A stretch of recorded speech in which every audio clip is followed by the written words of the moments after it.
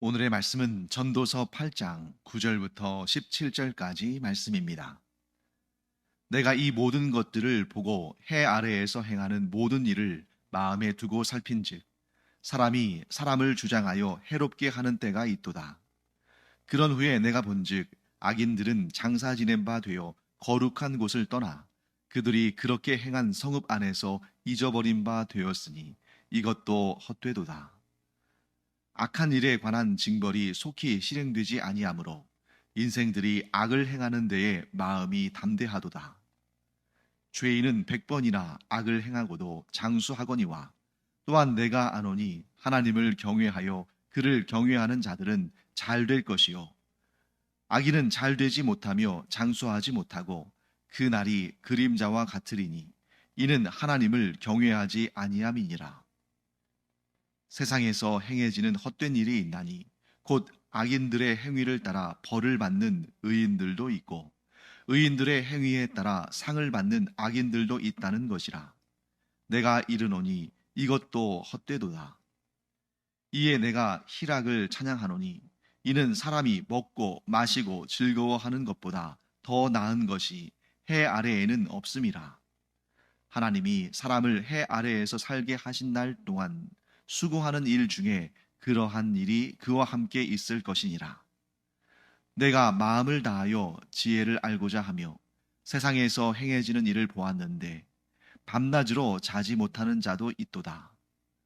또 내가 하나님의 모든 행사를 살펴보니 해 아래에서 행해지는 일을 사람이 능히 알아낼 수 없도다. 사람이 아무리 애써 알아보려고 할지라도 능히 알지 못하나니 비록 지혜자가 아노라 할지라도 능히 알아내지 못하리로다. 네, 우리 계속해서 지금 전도서 말씀을 함께 보고 있는데요. 이 전도자는 세상을 아주 면밀하게 관찰합니다.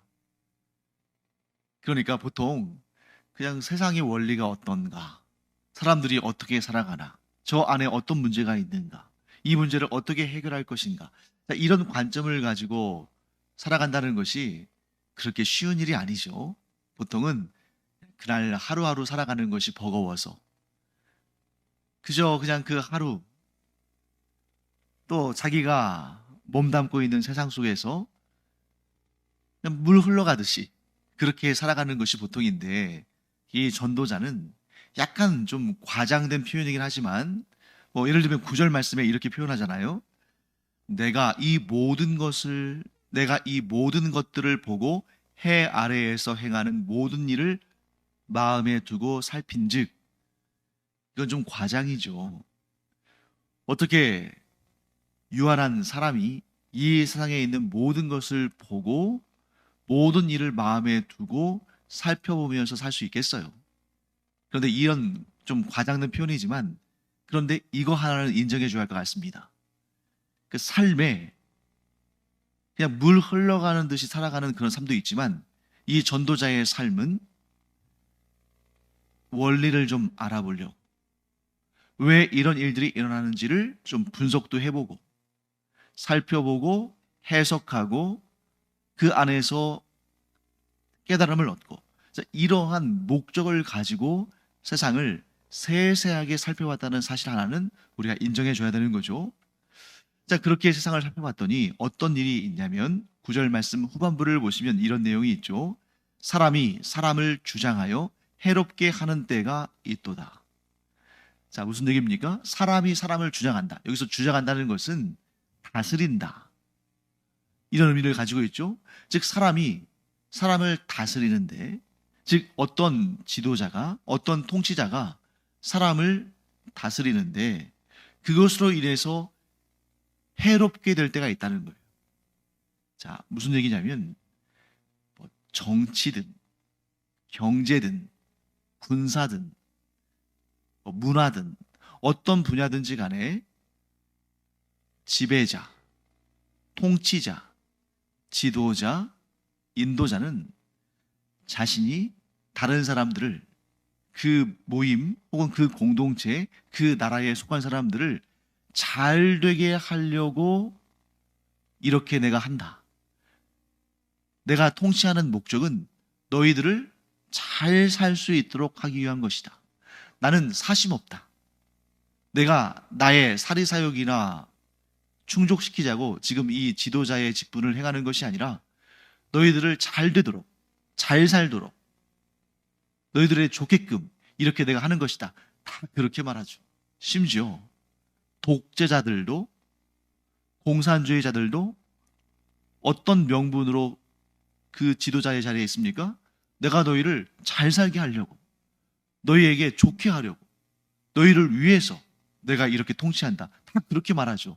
그런데 전도자가 보니까 그렇게 사람을 주장하는 자들이 저마다 자기의 정당성,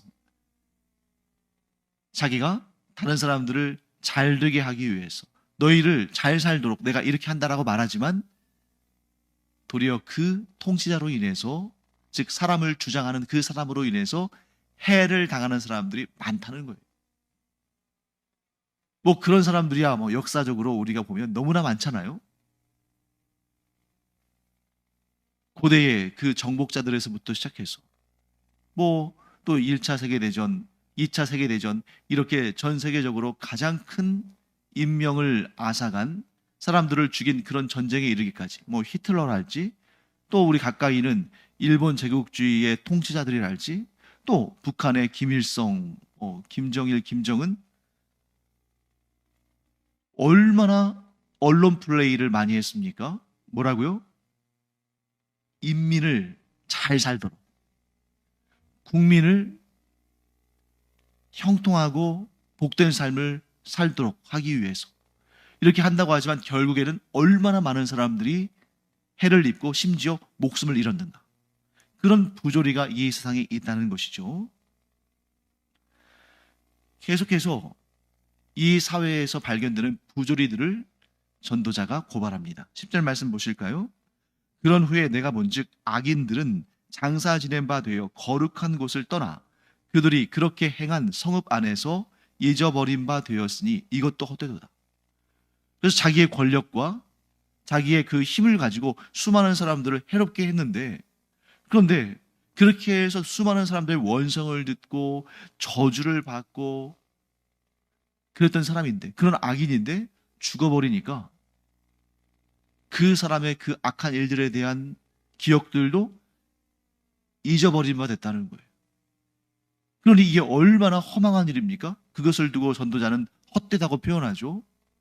그렇게 살아생전에 많은 사람들을 고통스럽게 하고 불법을 행하고 문제를 일으켰던 사람인데 죽으니까 사람들이 어느 정도 시간 지나니까 잊어버려요.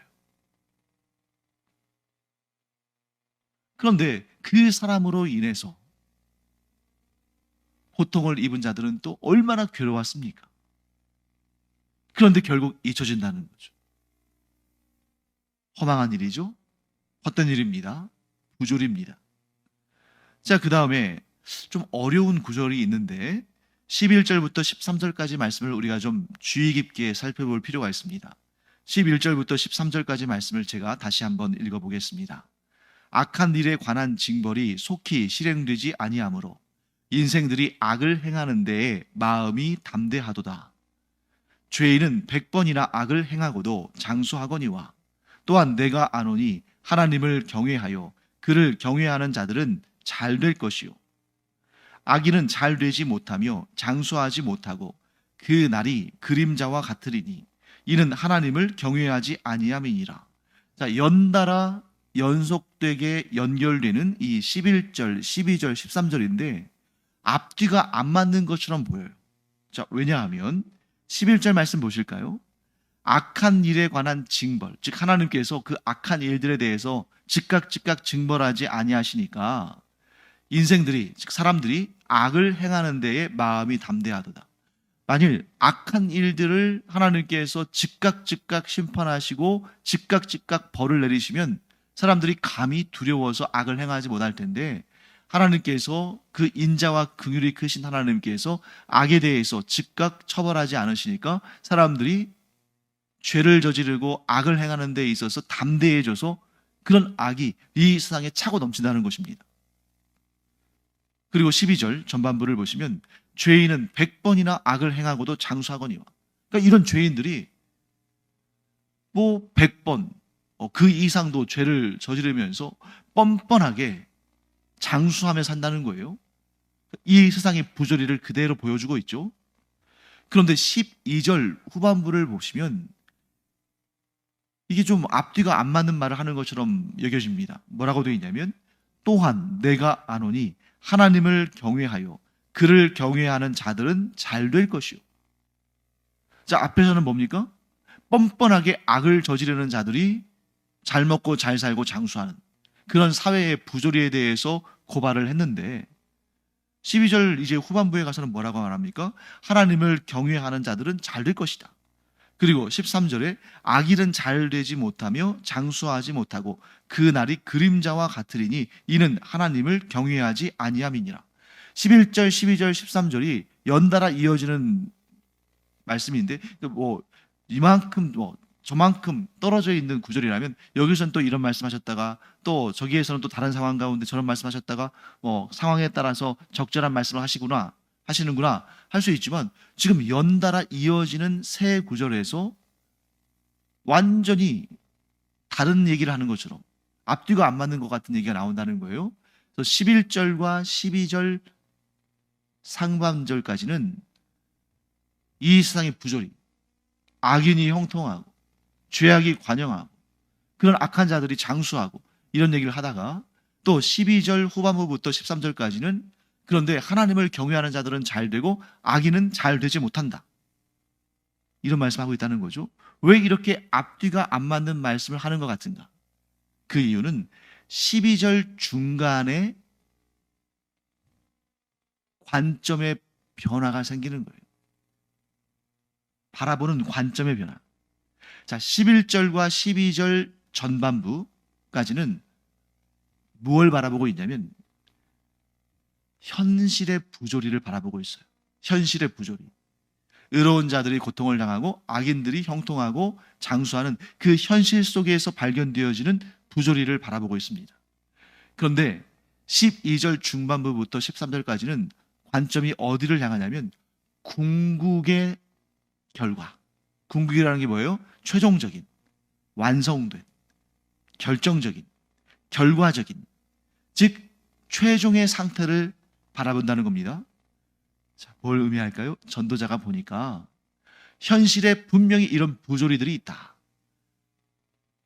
의로운 자들이 고통을 당하고 악인들이 형통하고 의로운 자들이 빨리 죽기도 하고 악인들이 장수하기도 하는 그런 현실의 부조리가 분명히 있다. 그런데 12절 중반부부터 해서 13절까지는 무엇을 말씀하고 있는 것입니까? 그럼에도 불구하고 하나님께서 반드시 심판하실 것이니 그 궁극의 결과는 악인은 반드시 하나님의 책망과 징벌을 받고 멸망하며 의로운 자들은 하나님의 심판을 벗어나서 하나님께서 주시는 은혜와 복을 누리며 그들이야말로 진정한 승자다 하는 말씀을 하고 있는 거죠. 자, 왜 이런 차이가 나옵니까? 현실을 바라보는 그런 상황과 궁극의 결과를 바라보는 상황 속에서 이 두 가지가 함께 있다는 것을 우리가 알아야 한다는 거예요. 자, 왜 그렇습니까? 사랑하는 성도 여러분, 우리가 살아가는 이 세상은 천국이 아니다.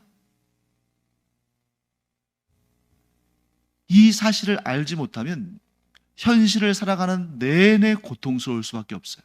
이 부조리한 세상에서 억울하고 화가 나고 치가 떨릴 정도로 울분이 쌓여서 살 수가 없는 것입니다. 하나님을 알아요. 하나님의 공의도 압니다. 하나님이 주시는 복과 은혜도 알아요. 하나님 나라의 그 영광과 선함과 아름다움을 압니다. 그걸 갈망해요. 그런데 그 천국에서의 삶을 이 땅에서 완전히 경험할 거라고 생각하면 실족하는 거예요. 왜? 이 세상은 천국이 아니기 때문에. 우리가 하나님을 믿기 까닭에 천국의 기쁨을 이 땅에서 맛보기는 하지만 어느 정도 하나님께서 보여주시는 만큼, 하나님께서 허락하시는 만큼 우리가 경험하기도 하지만 궁극적인 천국의 그 기쁨과 영광은, 또 그 온전함과 공의로움은 이 땅에서 우리가 완전히 이루어질 것이라고 기대할 수가 없어요. 그러니까 천국이 아닌 이 세상을 살면서 천국의 기쁨과 영광과 온전함을 기대한다면 절망할 수밖에 없다. 하지만 우리는 현실에 타협해서도 안 돼요. 어차피 이 세상은 부조리한 세상이야. 그러니까 천국에 이르기 전까지 이 땅에서는 대충 타협하고 대충 섞여서 살면서 그냥 한평생 살다 가면 그만이지.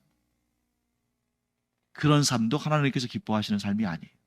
그럼 하나님께서는 어떤 삶을 우리에게 요구하시냐면, 이 부조리한 세상에 그 악들을 보면서 이 세상의 본질을 깨닫고, 그럼에도 불구하고 그러한 이 세상의 부조리한 삶에 동조하며 살아가면 하나님의 궁극적인 세상, 곧 모든 악을 소멸하시고 온전한 하나님의 공의가 이루어지는 그 세상에 들어갈 수가 없다는 거예요. 이 세상과 타협하며 살아가면.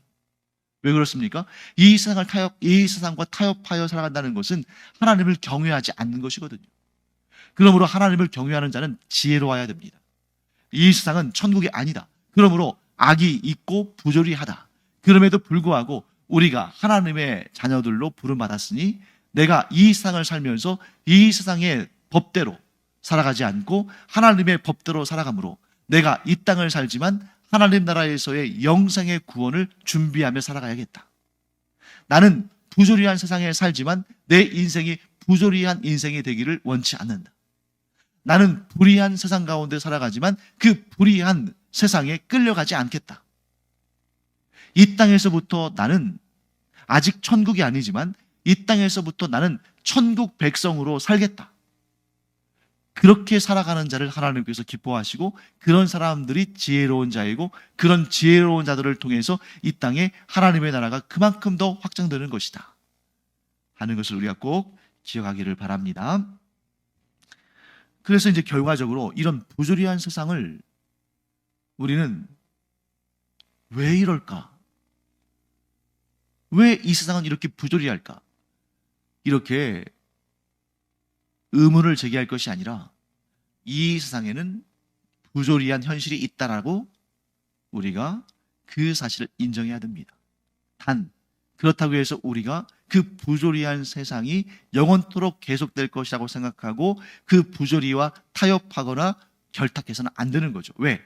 이 부조리한 세상은 언젠가는 반드시 하나님께서 심판하시고 새하늘과 새 땅, 곧 하나님의 공의가 온전히 성취되는 그 세상을 하나님께서 여실 것이기 때문에 14절 말씀은 우리가 이 세상의 현실을 똑바로 보게 합니다. 세상에서 행해지는 헛된 일이 있나니 곧 악인들의 행위에 따라 벌을 받는 의인들도 있고 의인들의 행위에 따라 상을 받는 악인들도 있다는 것이라. 내가 이르노니 이것도 헛되도다. 무슨 말입니까? 악인들이 받아야 할 벌을 의인들이 받기도 하고 의인들이 받아야 할 상을 악인들이 받기도 한다는 거예요. 그러니까 이런 일을 경험할 때 너무 놀라지 말라는 겁니다. 왜? 그것이 이 세상에, 이 부조리한 세상의 당연한 모습이다. 그럼에도 불구하고 우리는 어떻게 해야 한다고요?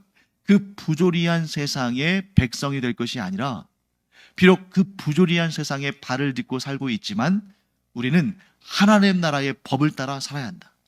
그것이 우리의 정체성이고 그러한 삶이 우리를 천국으로 이끌어갈 것이다 하는 것을 말씀하고 있는 것입니다. 자, 그 다음에 이제 아주 중요한 내용이 나오죠. 오늘 말씀의 주제는 15절에 있다고 볼 수 있습니다. 이 부조리한 세상에서 살아남는 방법, 부조리한 세상에서 살아남기, 그 주제가 15절에 있어요. 제가 천천히 한번 읽어보겠습니다. 이에 내가 희락을 찬양하노니 이는 사람이 먹고 마시고 즐거워하는 것보다 더 나은 것이 해 아래에는 없음이라. 하나님이 사람을 해 아래에서 살게 하신 날 동안 수고하는 일 중에 그러한 일이 그와 함께 있을 것이니라. 이 말씀을 오해하시면 안 됩니다. 이 말씀을 오해하면 어떤 결과로 나가게 되냐면 쾌락주의로 나가게 돼요. 야, 봐라. 전도자가 이렇게 말하잖아. 희락을 찬양한다. 그러니까 잘 먹고 잘 살고 재미있게 즐기고 이 세상에서의 하루하루를 그냥 그 쾌락 가운데 살아가는 그런 쾌락주의. 이런 쾌락주의야말로 최고의 선이다. 이렇게 해석하면 안 된다는 거예요. 사람이 먹고 마시고 즐거워하는 것보다 더 나은 것이 해 아래는 없습니다.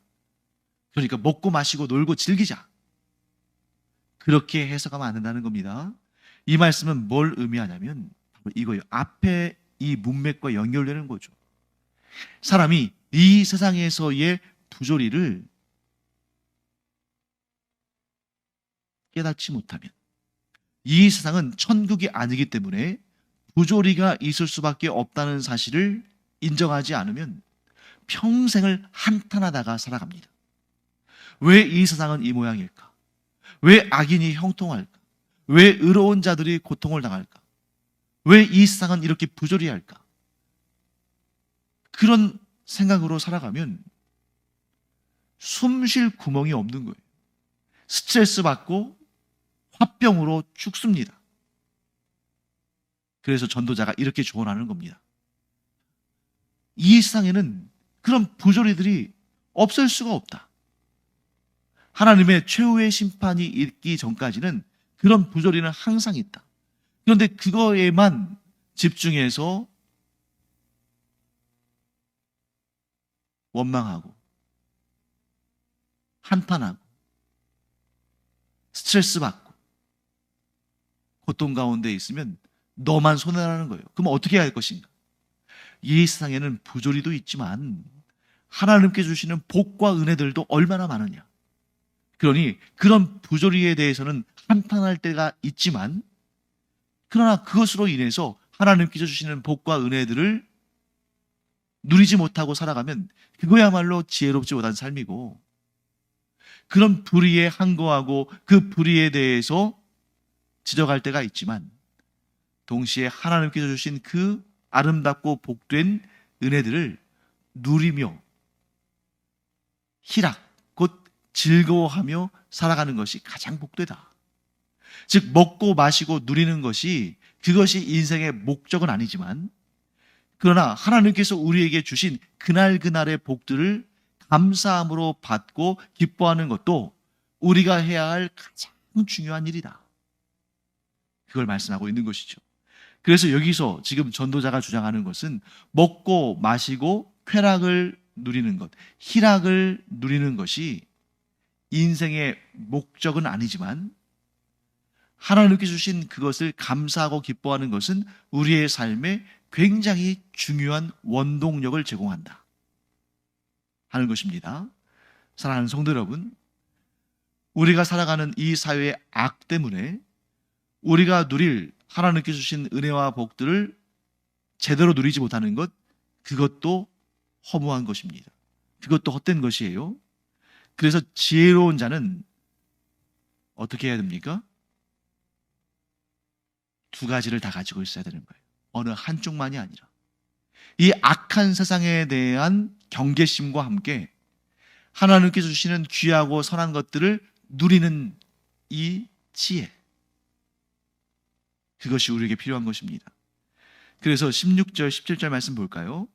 내가 마음을 다하여 지혜를 알고자 하며 세상에서 행해지는 일을 보았는데 밤낮으로 자지 못하는 자도 있도다. 왜 자지 못하겠어요? 불의한 현실을 보면서 애통해하는 겁니다. 또는 하나님께서 이 세상에 계시다는 사실을 온전히 믿지 못하기 때문에 불안한 겁니다. 그러면 우리는 어떻게 살아야 할 것인가? 불의에 항거할 때는 하나님의 뜻대로 불의에 항거하지만 또 하나님께서 주시는 것들을 누릴 때는 어린아이와 같이 진정으로 기뻐하며 희락을 누리는 것, 그것이 우리에게 필요한 것이죠. 사랑하는 성도 여러분, 전도자라 할지라도 지혜자라 할지라도 이 책을 쓴 솔로몬이라 할지라도 모든 것을 다 알 수 없고 모든 것을 자기 뜻대로 할 수 없습니다. 그러므로 진정 지혜로운 자는 내일의 염려는 내일에게 맡기고 어제의 후회는 어제에게 맡기고 오늘을 살아가면서 최선을 다해서 하나님의 의를 행하며 또한 하나님께서 주신 것들을 희락으로 누리며 살아가는 그가 진정 지혜로운 자고 우리 모두 그런 지혜를 얻고 그 지혜로운 삶을 살아가기를 간절히 축원합니다. 기도하겠습니다. 하나님 감사합니다. 저희가 천국이 아닌 이 세상을 살면서 이 세상의 부조리들을 바라보면 정말 낙심할 수밖에 없지만 그러나 그것이 이 세상의 현실임을 인정하고 단 그 현실 가운데에 타협하며 살아가는 것이 아니라 그런 부조리한 세상에 살면서도 눈을 들어 거룩하신 하나님의 뜻을 바라보며 하나님의 뜻을 따라 하나님 나라의 법으로 살아가는 저희들 되게 하여 주시옵소서. 그래서 악에는 분노하지만 하나님께서 주신 선한 것들을 누리며 희락을 누리며 살아가는 그래서 이 부조리한 세상에서 살아남는 하나님의 사람들 되게 하여 주시옵소서. 감사드리며 예수님의 이름으로 축복하며 기도합니다. 아멘. 기도하는 시간입니다. 우리의 기도도 역시 이 두 가지가 병존해야겠죠. 불의에 대한 하나님의 공의가 이루어지길, 즉 하나님의 심판과 하나님의 역사를 바로잡아 가시는 그 손길이 이 땅에 임하기를 기도해야 되지만 동시에 하나님께서 주신 아름다운 것들을 또한 마음껏 누리는 그런 감사와 기쁨의 마음도 있어야겠습니다. 이 두 가지가 함께 우리 기도 안에 존재하기를 바랍니다.